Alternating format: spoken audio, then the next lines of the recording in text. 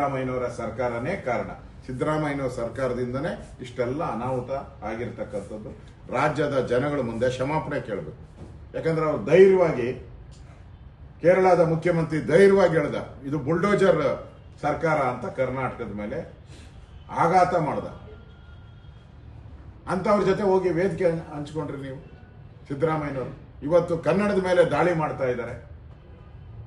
ಬಾಯ್ಬಿಡು ಸಿದ್ದರಾಮಯ್ಯ ಅಂತ ನಾನು ಕೇಳ್ತಾ ಇದ್ದೀನಿ. ಬಾಯ್ಬಿಡು ಸಿದ್ದರಾಮಯ್ಯ, ಬಾಯ್ಬಿಡು DK ಶಿವಕುಮಾರ್ ಅಂತ ನಾನು ಅವ್ರಿಗೆ ಪ್ರಶ್ನೆಯನ್ನ ಮಾಡ್ತಾ ಇದ್ದೀನಿ.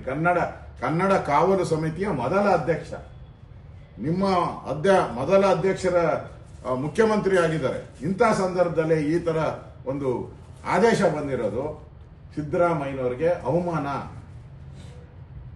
ಏನಾದರೂ ಅವ್ರಿಗೆ ಗೌರವ ಇದ್ರೆ ಸಿದ್ದರಾಮಯ್ಯನವ್ರಿಗೆ ಇದಕ್ಕೆ ಉಗ್ರವಾಗಿ ಪ್ರತಿಭಟನೆಯನ್ನ ಮಾಡಬೇಕು. ಇಲ್ಲ ಕಾಟಾಚಾರಕ್ಕೆ ಒಂದು ಪ್ರೆಸ್ ಸ್ಟೇಟ್ಮೆಂಟ್ ಕೊಟ್ಬಿಟ್ಟು ಸುಮ್ಮನೆ ಆದರೆ ನಿಮಗೆ ಧೈರ್ಯ ಇಲ್ಲ. ಇದು ಕೇರಳ ಸರ್ಕಾರ ಅಂತ ರಾಜ್ಯದ ಜನ ಈಗಾಗಲೇ ತೀರ್ಮಾನ ಮಾಡಿದ್ದಾರೆ. ಆನೆಗೆ ನಾವು ದುಡ್ಡು ಕೊಟ್ಟಿದ್ವಿ. ಮನೆಗಳು ಅಲ್ಲಿ ನಮ್ಮ ಮನೆ ಬಿದ್ದೋಗವೆ, ದುಡ್ಡಿಲ್ಲ. ಫ್ಲಡ್ ಆಯ್ತು, ಮನೆ 36 ಲಕ್ಷ ಮನೆಗಳು ಕಟ್ಕೊಡ್ಬೇಕು. ನಾವು ಇನ್ನ ದುಡ್ಡು, ನಮ್ಮ ಹತ್ರ ದುಡ್ಡಿಲ್ಲ. ಅವ್ರಿಗೆ ಹಣ 10 ಕೋಟಿ ಹಣ ಬಿಡುಗಡೆ ಮಾಡಿದ್ದಾರೆ. ಅಂದ್ರೆ ಎಲ್ಲ ಕೇರಳಕ್ಕೆ ಹೋಗ್ತಾ ಇದೆ. ಪ್ರತಿಯೊಂದೂ ಕೂಡ ಅಧಿಕಾರನೂ ಕೇರಳದಲ್ಲಿದೆ, ದುಡ್ಡು ಕೂಡ ಕೇರಳದಲ್ಲಿ ಹೋಗ್ತಾ ಇದೆ. ಅಂದ್ರೆ ಕರ್ನಾಟಕದಲ್ಲಿ ರಾಜಕೀಯ ಅಸ್ಥಿರತೆ ಇದೆ. ಈ ಅಸ್ಥಿರತೆ ಲಾಭವನ್ನ ಕೇರಳದವರು ಉಪಯೋಗ ಮಾಡ್ತಾ ಇದ್ದಾರೆ.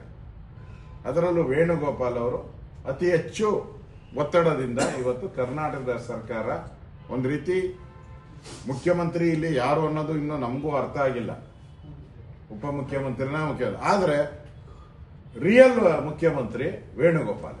ಕರ್ನಾಟಕದಲ್ಲಿ ರಿಯಲ್ ಮುಖ್ಯಮಂತ್ರಿ ವೇಣುಗೋಪಾಲ್. ಅವರ ಆದೇಶಗಳೆಲ್ಲ ಇಲ್ಲಿ ಪಕ್ಕಾ ಪಾಲನೆ ಆಗ್ತಾ ಇದೆ. ಪಕ್ಕ ಒಂದು ವರ್ಡನು ಚೇಂಜ್ ಆಗಲ್ಲ. ಪಾಲನೆ. ಕೋಗಿಲು ಅಲ್ಲಿ ನೋಡಿ, ಕೋಗಿಲು ಕೂಗಲೇ ಇಲ್ಲ. ಕೋಗಿಲೆ ಕರ್ನಾಟಕ ಜನತೆಗೆ ಕೋಗಿಲೆ ಕೂಗಲೇ ಇಲ್ಲ. ಕೇರಳ ಇವರಿಗೆ ಕೂಗ್ಬಿಡ್ತು ಕೋಗಿಲೆ. ಹಾಡು ಹೇಳಕ್ ಶುರು ಮಾಡ್ಬಿಡ್ತು ವೇಣುಗೋಪಾಲ್ ಅವರು.